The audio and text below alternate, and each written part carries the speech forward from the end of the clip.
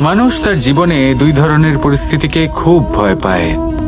এক, কোনো কারণবশত কারোর সামনে নত হওয়া। দুই, কোনো কারণে নিজের চরিত্র থেকে, নিজের মূল্যবোধ থেকে বিচ্যুত হওয়া। এবার কেন হয় এরকম যে কথায় কথায় কারোর সামনে নত হতে হয়? কেন বারংবার নিজের চরিত্র থেকে চ্যুত হতে হয়? এরকম কেন হয়? এটা তখনই হয় যখন আমাদের শিক্ষা এবং মূল্যবোধের অভাব থাকে। যদি মানুষের মধ্যে প্রকৃত শিক্ষা থাকে তাহলে এই সংসারে কোনো সময় এবং কারোর সামনেই নত হওয়ার কোনো প্রয়োজন নেই। যদি মানুষের মধ্যে মূল্যবোধ থাকে তাহলে তাকে নিজের মূল্যবোধ বা চরিত্র থেকে বিচ্যুত হতে হয় না, তা সে যাই হয়ে যাক না কেন। কোনো বালককে যদি জন্ম থেকেই সুশিক্ষার অধিকারী করা হয়, শিক্ষিত করা হয়, মূল্যবোধের অধিকারী করা হয়, তবে সে এই সংসারে এমন কর্ম করবে যাতে সে নিজেকে, নিজের পরিবারকে, সমগ্র সমাজকে গর্বিত করতে পারে। শিক্ষা লাভ করুন, মূল্যবোধ লাভ করুন এবং আমার সাথে ভালোবেসে বলুন, রাধা রাধা। এই সংসারে কোনো বস্তু হোক বা ব্যক্তি হোক, তার একার গুরুত্ব কিন্তু খুব বেশি নয়। একটা উদাহরণ হিসেবে বৃষ্টির ফোঁটাকে ভেবে দেখুন। যদি একটি বৃষ্টির ফোঁটা হয় তাহলে তার খুব বেশি গুরুত্ব থাকে না, কিন্তু যখন সহস্র বৃষ্টির ফোঁটা মেঘের মধ্যে দিয়ে ঝরে পড়ে তখন সেটা বর্ষার রূপ ধারণ করে। সেই বর্ষা যা এই প্রকৃতিকে শান্ত করে। সেইভাবেই পাথরের ছোট টুকরো, তার খুব বেশি গুরুত্ব থাকে না, কিন্তু যখন অসংখ্য পাথরের টুকরো একত্রিত হয় তখন তা পর্বতের আকার ধারণ করে। সেইভাবেই কিছু মানুষ যখন একত্রিত হন তখন তৈরি হয় পরিবার, কিছু পরিবার যখন একত্রিত হয় তখন তৈরি হয় সমাজ, যখন অনেক সংখ্যক সমাজ একত্রিত হয় তখন তৈরি হয় রাজ্য। এবার এই রাজ্যের সবথেকে গুরুত্বপূর্ণ ব্যক্তি হতে পারেন রাজা, কিন্তু তাও সেই রাজা একা কিছু করতে পারেন না। যুদ্ধ লড়ার সময় তারও নিজের সৈন্যদলকে প্রয়োজন পড়ে। কিন্তু এই সংসারে এমন একজন ব্যক্তি আছেন যিনি একাই সব কাজ করতে থাকেন, এবং সেই ব্যক্তি হলেন মা। আমাদের জীবনে একজন পিতার ভূমিকা কিন্তু নিঃসন্দেহে অমূল্য, কিন্তু আমাদের সকলের জীবনে যে ভূমিকা একজন মায়ের তা অন্য কারোর থাকে না। একজন মা একাই সন্তানকে বড় করতে পারেন, সংস্কারী করে তুলতে পারেন, তার জন্য পরিশ্রম করেন। আর এত কিছু কাজ করার পরেও তার কাজের জন্য তিনি প্রশংসা অবশ্য পান না।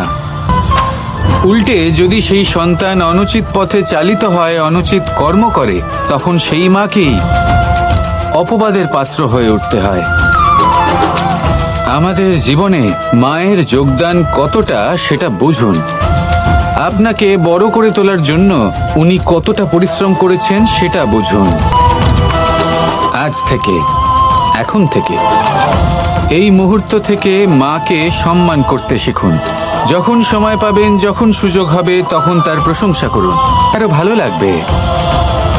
আর মায়ের এই মমতার জন্য, তার এই ভূমিকার জন্য আসুন সবাই মিলে আমরা তাকে প্রণাম করি, আর সকলে মিলে ভালোবেসে বলি, রাধা রাধা।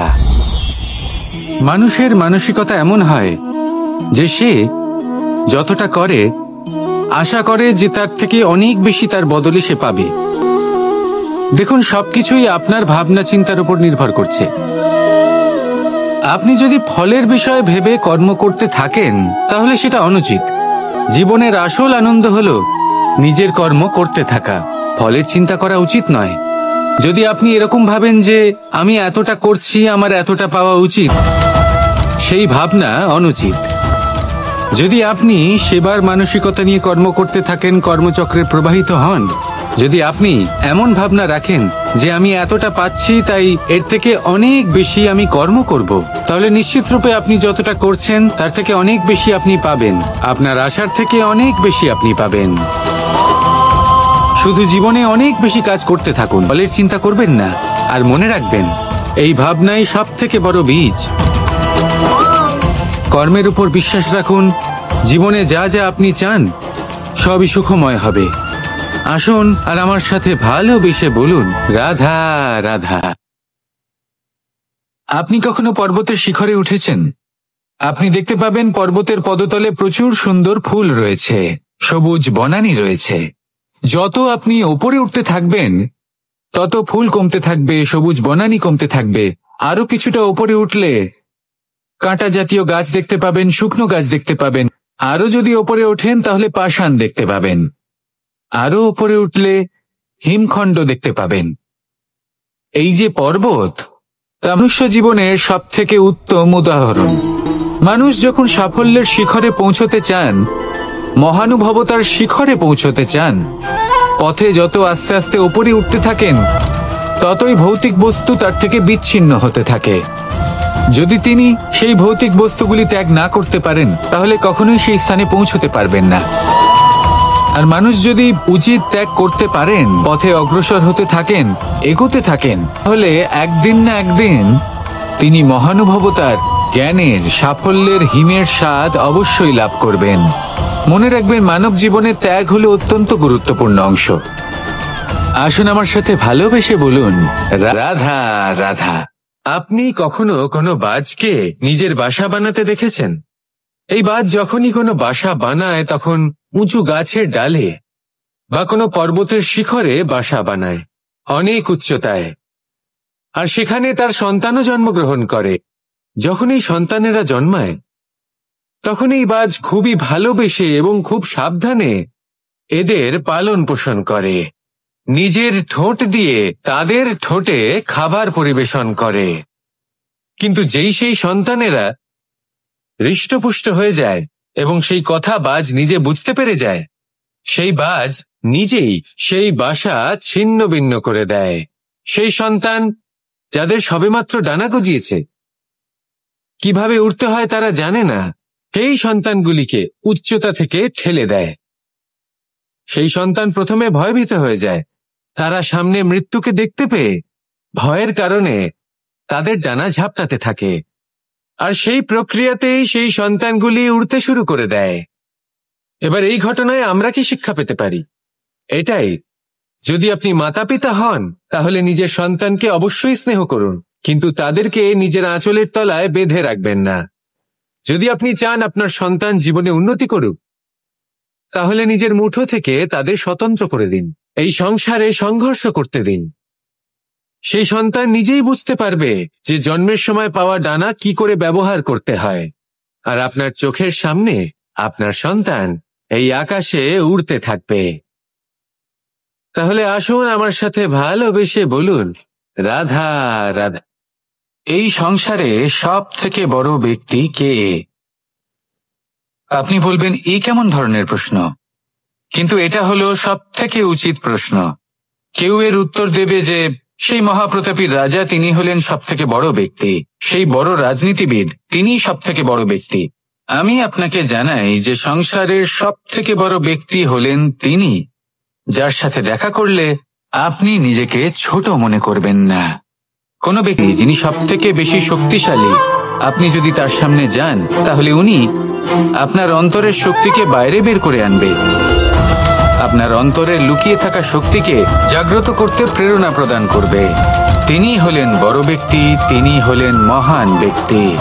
তিনি নন যিনি নিজের বল এবং ঐশ্বর্য দ্বারা আপনাকে তার সামনে ছোট প্রমাণ করবেন।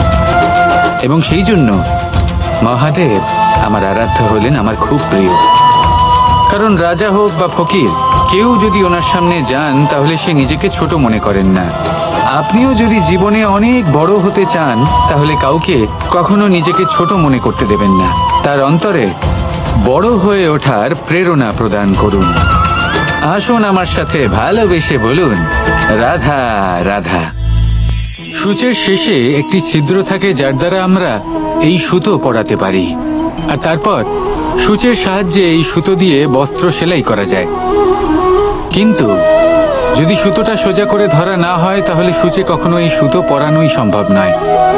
যদি এতে কোনো গিঁট পড়ে তখন তা কখনোই এই ছিদ্র দ্বারা প্রবেশ করা সম্ভব নয়। ঠিক এইভাবেই যদি আপনি কারোর জীবনে প্রবেশ করতে চান, কারোর অন্তরে প্রবেশ করতে চান, তাহলে আপনাকেও সহজ থাকতে হবে। এতে কোনো গিট থাকলে চলবে না, অর্থাৎ মনে যাতে কোনো মালিন্য না থাকে, যেন কোনো কুচিন্তা না থাকে। এসব থাকে তাহলে আপনি কখনো কারোর জীবনে প্রবেশ করতে পারবেন না। আর যদি কোনোভাবে আপনি প্রবেশ করেও যান তাহলে তার মনে ঘর করতে পারবেন না। নিজেকে এই সুতোর মতন করে তুলুন, সহজ।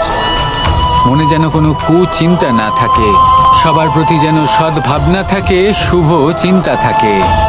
এমনটা করতে থাকুন। এমন একটা দিন আসবে যেদিন এই সমস্ত সংসারের ব্যক্তির মনে আপনি বাস করবেন। তখন এই মন প্রসন্ন হয়ে বলবে, রাধা রাধা।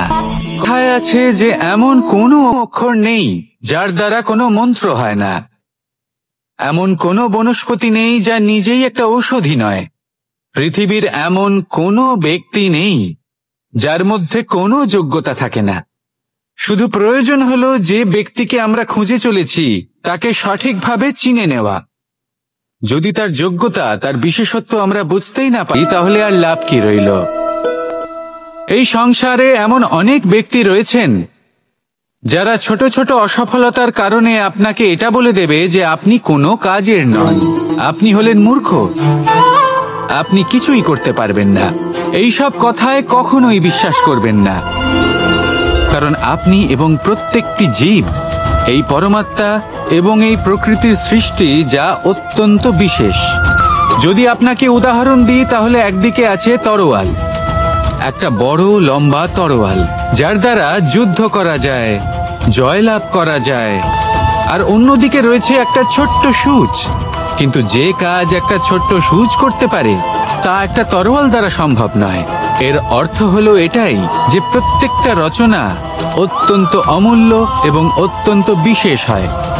তাহলে বিশ্বাস রাখুন যে আপনি অত্যন্ত বিশেষ একজন, আর প্রেমের সাথে বলুন, রাধা রাধা।